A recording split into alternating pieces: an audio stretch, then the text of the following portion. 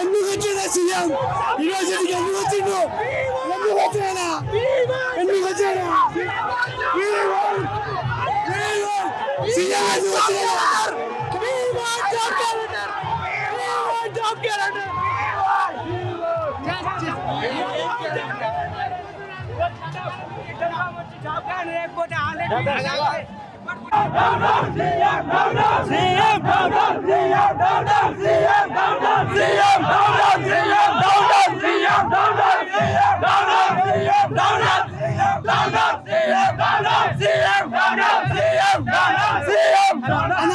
ఎందుకు వచ్చాడు యూనివర్సిటీకి రేవంత్ అన్న ఎందుకు వచ్చిండు ఎవరి బాగా కోసం వచ్చానా ఇంతమంది నిరుద్యోగులు ఉన్నామన్నా జాబ్ క్యాలెండర్ ఎక్కడ ఉందన్న జాబ్ క్యాలెండర్ వచ్చిండు మేము జాబ్ క్యాలెండర్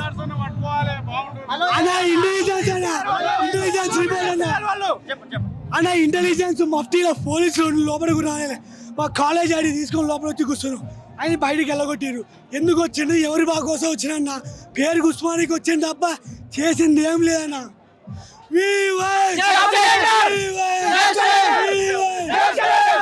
వెయ్యి కోట్లే యూనివర్సిటీ డెవలప్మెంట్ కి ఇస్తాం అంటున్నారు కదా, జాబ్స్ కూడా 60,000 ఇచ్చామని చెప్తున్నారు ముఖ్యమంత్రి గారు. ఆయన గుండె మీద చేసుకొని చెప్పను 6,000 ఉద్యోగులు ఎవరికి ఇచ్చిండు? వాళ్ళ కుటుంబానికి ఇచ్చిండు, ఎవరికి ఇవ్వలే. ఆయన నేను ఒక్కరిని అబద్ధం ఆడతా, ఇంతమంది అబద్ధం కాదు. రేవంత్ రెడ్డి ఆనాడు డిసెంబర్ వరకు జాబ్ క్యాలెండర్ వేసి ఓయూకి వస్తున్నాడు. జాబ్ క్యాలెండర్ కోసం మాకు కావాల్సిన జాబ్ క్యాలెండర్ ప్లేస్మెంట్ సెల్స్. ఈ రోజు జాబ్ క్యాలెండర్ వేయకపోతే మేము దేనికి వచ్చినట్టు 100 కోట్లు 1000 కోట్లు ఇచ్చి దేనికి ఇస్తుండు? ప్రతి ఇయర్ 10 lakhs అంటున్నాడు. ఆ ఐటీలో ఎంతమంది తెలంగాణ విద్యార్థులు అన్న, ఎంతమంది నిరుపేద విద్యార్థులు, అందరూ ఆంధ్ర వాళ్ళు వేరే దేశం వాళ్ళు వేరే రాష్ట్రాల్లో వచ్చి ఐటీలో ఏరుతున్నాడు. ఇలా పేదల కోసం నేను 1000 కోట్లు పెడుతున్నా అంటున్నాడు. బిల్డింగ్లు కడతా బాగుపడతాం అన్న. మేము చదువుకున్న విద్యార్థులకు ఉద్యోగాలు కదా కావాల్సింది, ఉద్యోగాలు కదా ఇవ్వాల్సింది.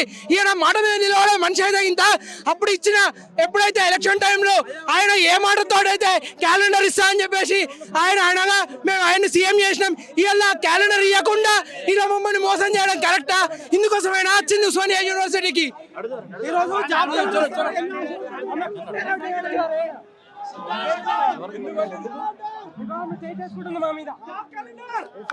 ఎందుకు కొడుతున్నారంటే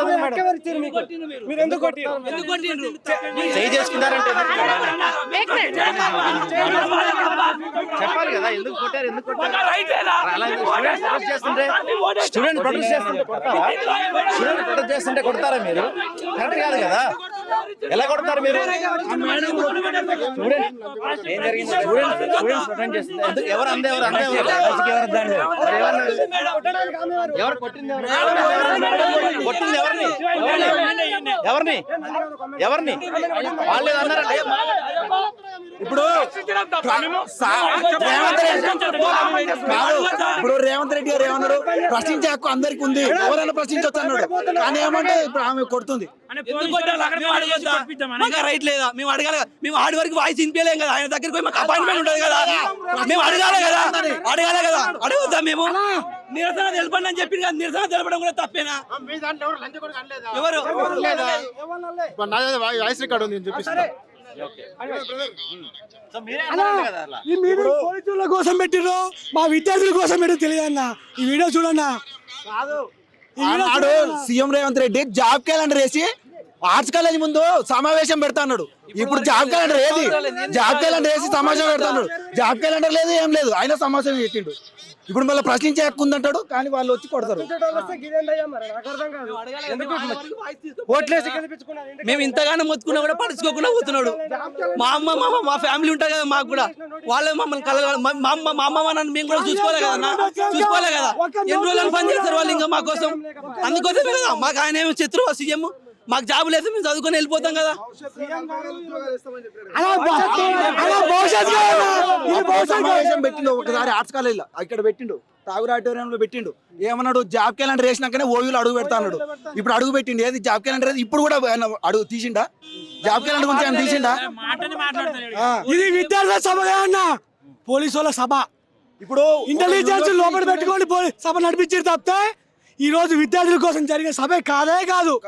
మీ విద్యార్థులందరూ ఎందుకు వచ్చామంటే జాబ్ క్యాలెండర్ రిలీజ్ చేస్తే దానికోసం వచ్చాం. కాకపోతే దానిలో మధ్యలో పోలీసు వాళ్ళని పెట్టి ఈరోజు సభ నడిపించారు. దాని తప్ప ఏం లేదు. CM